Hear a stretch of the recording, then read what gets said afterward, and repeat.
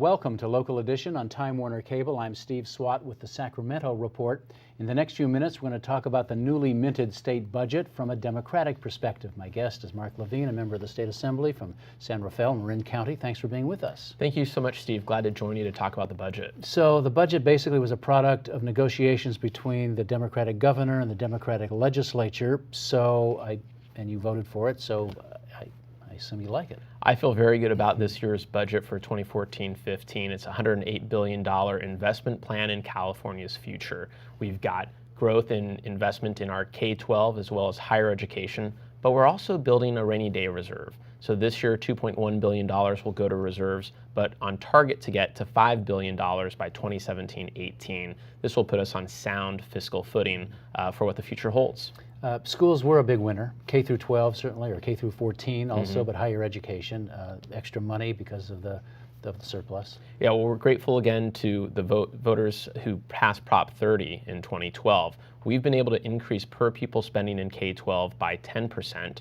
Our community colleges will get a $300 million bump this year, which is a very sound investment, and both UC and CSU will receive about $142 million apiece, which is critical for our state's economic future to have an educated workforce. And of course, no tuition at the University of California because of that.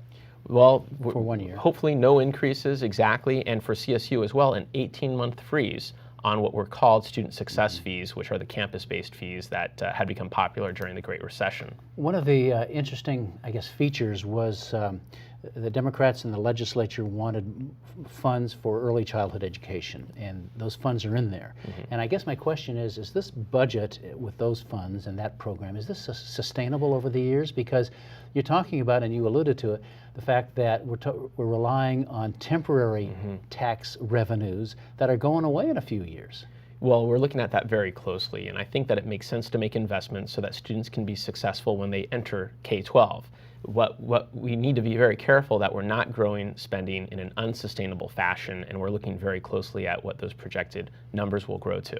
Well, so the early education funds are what, $250 million? That's right. Something? And so, for some that's a lot of money, but there were plans on having a universal pre-kindergarten or transitional kindergarten year, which we were not able to get to, which many people would have loved to see to help prepare our children for education. But we, tapered it down to a preschool program that hopefully will make sure that children who really need a bit of a helping start will be able to get that so they can learn.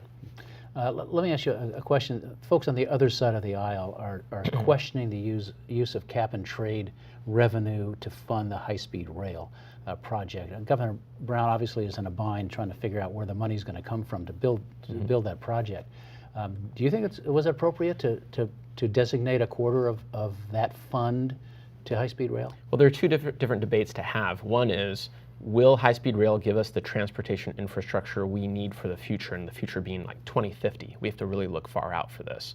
On the second part is, will this help us save the environment, reduce greenhouse gas emissions? And a great deal of the greenhouse gas emissions in my community and certainly in Los Angeles, that comes from exhaust from cars and vehicles. And so perhaps the train will be a pathway to a greener future for the state of California. Well, it's interesting. Overall, a very good budget, very little drama this year, and of course, with not requiring 2/3 a vote, there's very little drama so far. And moving forward, I'm quite pleased with how the legislature was able to negotiate this budget and be a partner with the governor to make sure that we're investing for our future. All right, Marc Levine, thank you very much for coming by and talking about the budget issues. We appreciate it. Steve, it's a pleasure. And thanks to our viewers for watching Local Edition on Time Warner Cable. A reminder, you can see this and other interviews on YouTube, also on My Government on Demand. Have a great day.